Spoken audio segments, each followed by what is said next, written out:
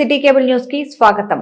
Special public prosecutor హాజరు కాకపోవడంతో మాజీ మంత్రి పేర్ని నాని సతీమణి జయసుధ బెయిల్ పిటిషన్ వాయిదా పడింది.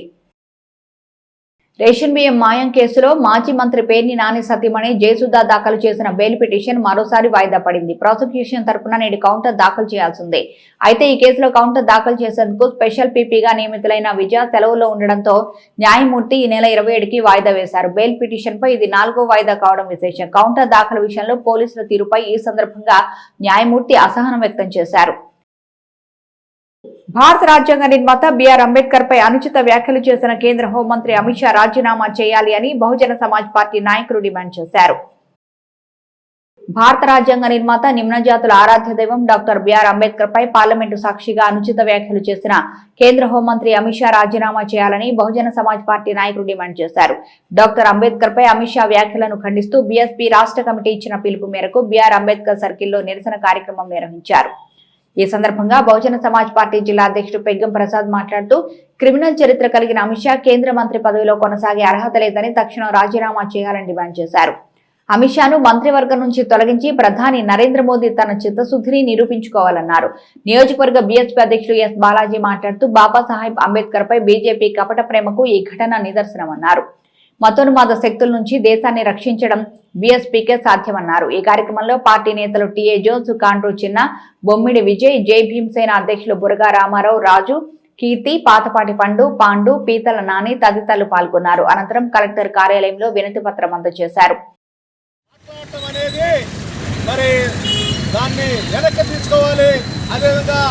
అమిత్ షాను బర్తరఫ్ చేయాలని, అదేవిధంగా అమిత్ షాని అట్రాసిటీ యాక్ట్ ప్రకారం అరెస్ట్ చేయాలని మరి ఈరోజు అంబేద్కర్ వారసులైనటువంటి అనేక మంది అంబేద్కర్ సంఘాల వాళ్ళు, ఎస్సీ ఎస్టీ బీసీ వర్గాల వాళ్ళు, అదేవిధంగా బహుజన సమాజ్ పార్టీ సోదరులు అందరూ కూడా ఇచ్చేసినటువంటి సోదరులందరూ కూడా జయభీములు.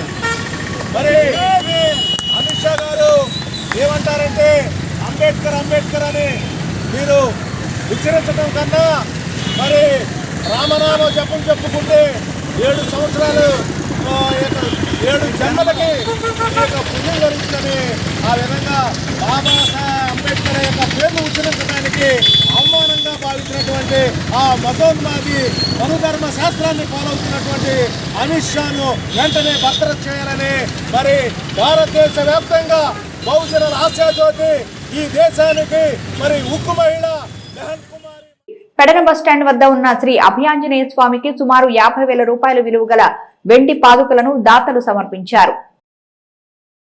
పెడన బస్టాండ్ వద్ద ఉన్న శ్రీ అభయాంజనేయ స్వామికి సుమారు 50,000 రూపాయల విలువ గల వెండి పాదుకలను జానకి రామానంద రూప దంపతులు అందజేశారు. కొత్తపేటలోని వారి నివాసం నుంచి మంగళ వాయిద్యాలతో మేళతాళాలతో ఊరేగింపుగా స్వామివారి ఆలయానికి చేరుకొని ప్రత్యేక పూజలు నిర్వహించి స్వామివారికి అందజేశారు. ఈ కార్యక్రమంలో దేవాంగ ప్రముఖులు బల్లా ప్రసాద్, బొడ్డు రామూర్తి, బొడ్డుకోట నాగయ్య, పులిబాబురావు, మూరాళ్ల ప్రసాద్, బట్టా వెంకటేశ్వరరావు, జక్కుల నాగేంద్రరావు, పిచ్చుక ఈశ్వరరావు పాల్గొన్నారు.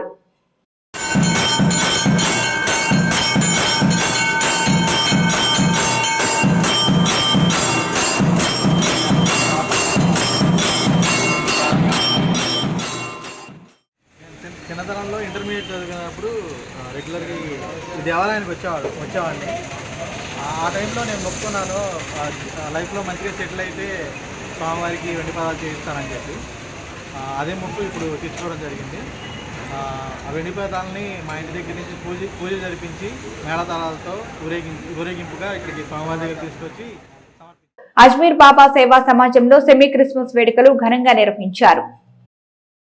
అజ్మీర్ బాబా సేవా సమాజంలో సెమీ క్రిస్మస్ వేడుకలు ఘనంగా నిర్వహించారు. సయ్యద్ బాజీ పర్యవేక్షణలో నిర్వహించిన ఈ కార్యక్రమంలో వైద్యుని క్లబ్ అధ్యక్షుడు సయ్యద్ పీర్ క్రీస్తు చిత్రపటానికి పూలమాలను వేసి ధూపదీప నైవేద్యాలతో ఆరాధించారు. లోక కళ్యాణార్థం ప్రత్యేక ప్రార్థన జరిపారు. ఈ కార్యక్రమంలో డాక్టర్ అడవి శ్రీనివాస్, షరాలి, నితిన్, ఫరూక్, సుబ్బారావు, కాశీం తదితరులు పాల్గొన్నారు. అందరికీ పవిత్ర క్రిస్మస్ యేసు ప్రభు జన్మదిన శుభాకాంక్షలు. ప్రవక్తల పరంపరలో ఈసా మసీహ మానవులను రక్షించుటకై ఆ ప్రభువు పరిశుద్ధుడు ఆత్మస్వరూపి అయిన దేవాది దేవుడు మన పాపాలను క్షమించి నరకం నుంచి తప్పించేందుకు మానవ రూపంలో ఈ లోకానికి వచ్చారు. పరిశుద్ధాత్మ వల్ల కన్య మరియంకు జీసస్ క్రీస్తు బెత్లెహేం పట్టణంలో ఒక పశువుల పాకయందు జన్మించారు. ఆయన తన సందేశంలో మానవులంతా సమానమేనని చాటి చెప్పారు. నిన్ను నీవు ఏ విధముగా ప్రేమింతువో నీ పొరుగు వారిని కూడా అదే విధముగా ప్రేమించమని ఉద్బోధించారు. ఆయన తన మహిమలతో కుష్ఠరోగులను స్వస్థపరి తన స్పర్శ ద్వారా గుడ్డివానికి కంటి చూపు ప్రసాదించాడు. 5 రొట్టెలు 2 చేపలతో 5,000 మంది ఆకలి తీర్చారు. మంచినీళ్లను ద్రాక్షారసముగా మార్చి అందరికీ పంచిపెట్టాను. చనిపోయిన వ్యక్తిని తిరిగి బ్రతికించాను. ప్రపంచమంతా చూస్తూ ఉండగా జీసస్ క్రీస్తు ఆకాశము నుండి భూమికి వచ్చి రాజ్యమేలునని దైవ గ్రంథాలు పండితుల వాక్కు. అందరూ యేసుక్రీస్తు బోధనలు సందేశాలు పాటిస్తూ ఇహపరలోకాలలో ముక్తి పొందండి. ఆమేన్. జీసస్ క్రీస్తు వారు బెత్లెహేంలో పుట్టినట్టుగా మనకి చరిత్ర చెప్తోంది.